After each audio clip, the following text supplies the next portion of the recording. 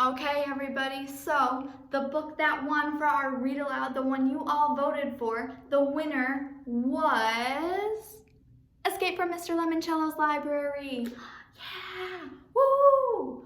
I didn't personally have a vote of which one won because I really do enjoy all those books that were up there. And if you really were passionate about one of those books, don't worry because we'll be able to have a chance to vote on those on our next Read Aloud. However, Escape from Mr. Lemoncello's Library is one of my favorite books. It is so good. So this book is a mystery, and mysteries are personally one of my favorite genres to read.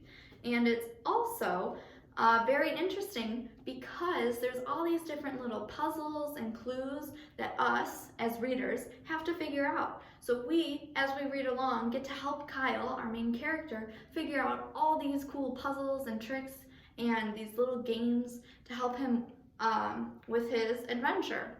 And so this book is about a 12-year-old boy named Kyle, and Kyle does not like reading. He could not care less about reading. However, he gets interested in the library and reading when he finds out that his favorite game board maker and video game maker, Mr. Lemoncello, is hosting this library sleep-in event where Mr. Lemoncello himself developed this whole library. And this library has everything. It's got games, puzzles, hidden passages, secrets, and all this stuff. And Kyle is immediately interested in being in this library. And so Mr. Lemoncello wants to have 12 kids have a sleep-in overnight at this library on the very first night of its opening. And Kyle's determined to be there. And so he does all this work to get there. And however, the tricky part is not getting into the library, it's actually getting out.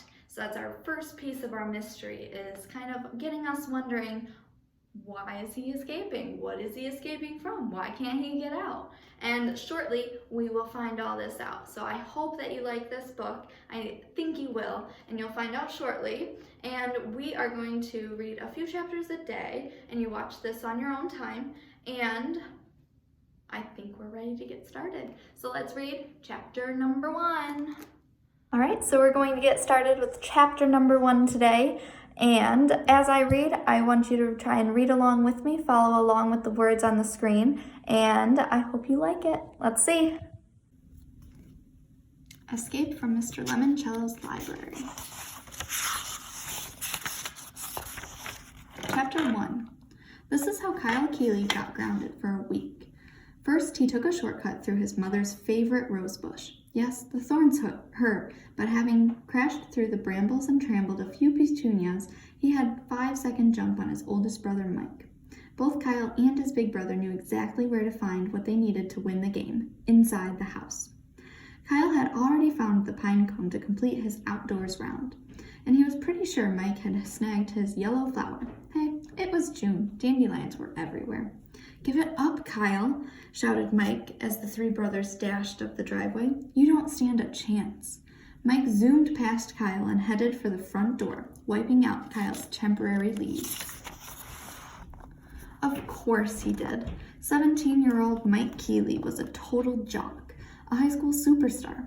Football, basketball, baseball. If it had a ball, Mike Keeley was good at it. Kyle, who was 12, wasn't the star of anything. Kyle's brother Curtis, who was 15, was still trapped over in the neighbor's yard, dealing with their dog. Curtis was the smartest Keeley, but for his outdoors round, he had pulled the always unfortunate your neighbor's dog toy card. Any dog card was basically the same as lose a turn. As for why the 3 Keeley brothers were running around their neighborhood on a Sunday afternoon like crazy lunatics grabbing all sorts of wacky stuff, well, it was their mother's fault.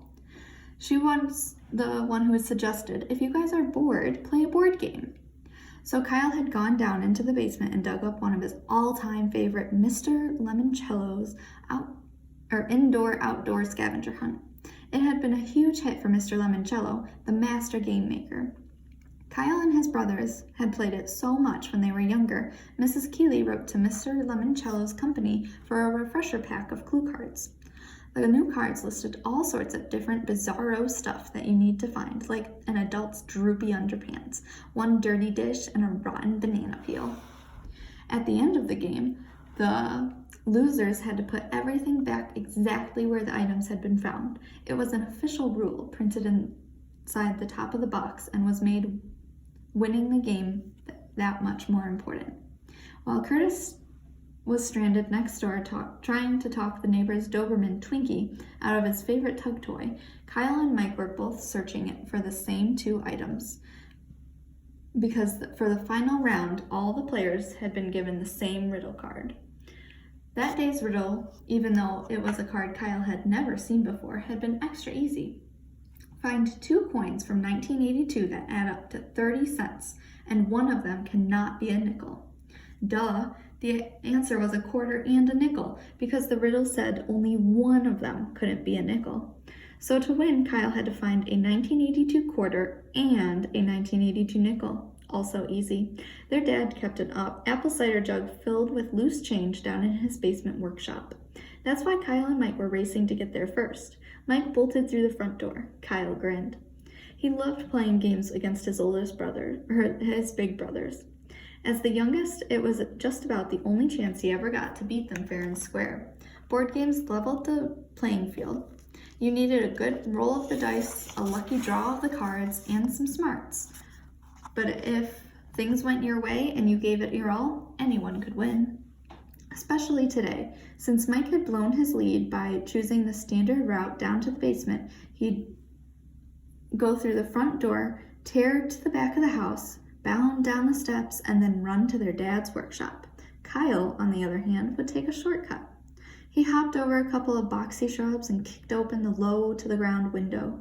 He heard something crackle when his tennis shoes hit the window pane, but he couldn't worry about it. He had to beat his big brother. He crawled through the narrow opening, dropped to the floor, and scrambled over the workbench, where he found the jug, dumped out the coins, and started sifting through the sea of pennies, nickels, dimes, and quarters. Score! Kyle quickly uncovered the 1982 nickel. He tucked it in his shirt pocket and sent some pennies, nickels, and dimes skidding across the floor as he concentrated on quarters. 2010, 2003, 1986. Come on, he muttered. The workshop door swung open. What the? Mike was surprised to see that Kyle had beaten him to the coin jar.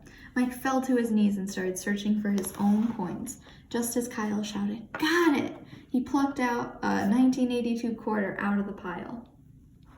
"What about the nickel?" demanded Mike. Kyle pulled it out of his shirt pocket.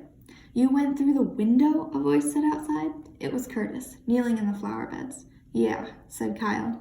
"I was going to do that. The shortest distance between 2 points is a straight line." "I can't believe you won," moaned Mike, who wasn't used to losing anything. "Well," said Kyle, standing up and strutting a little, "believe it, brother, because now you 2 losers have to put all that junk back." "I am not taking this back to Twinkie," said Curtis. He held up the very slimy knotted rope. "Oh, yes you are," said Kyle, "because you lost." "Oh, sure, you thought about using the window." Kyle," mumbled Curtis, "you might want to shut up." "What? Come on, Curtis, don't be such a sore loser. Just because I was the one who took the shortcut and kicked open the window and—" "You did this, Kyle?" A new face appeared in the window. "Their dad's." chuckled Mike behind Kyle. "You broke the glass?" Their father sounded ticked off. "Well, guess who's going to pay to have this window replaced?" That's why Kyle Keeley had 50 cents deducted from his allowance for the rest of the year, and he got grounded for a week.